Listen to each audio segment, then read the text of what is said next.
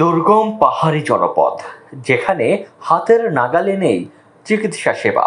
তবে পার্বত্য জনপদে মানুষের মৌলিক চাহিদা চিকিৎসা সেবার অভাব পূরণে সক্রিয় border guard Bangladesh BGB.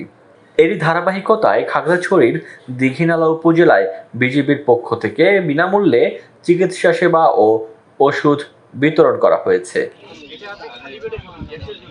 ৭ BGB Babuchhara ব্যাটালিয়নের উদ্যোগে সোমবার হেলিপ্যাড মাঠে এ আয়োজন করা হয়।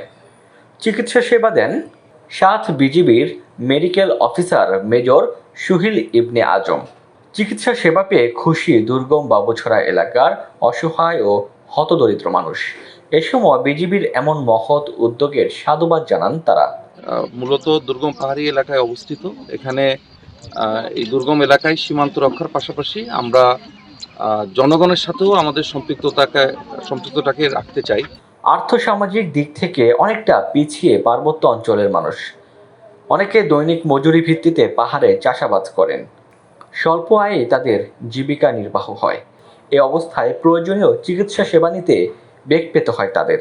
তবে বিজিবির পক্ষ থেকে সব ধরনের সহযোগিতা থাকবে বলে জানিয়েছেন ৭ বিজিবি বাবুছড়া ব্যাটালিয়নের অধিনায়ক লেফটেন্যান্ট কর্নেল এস.এম.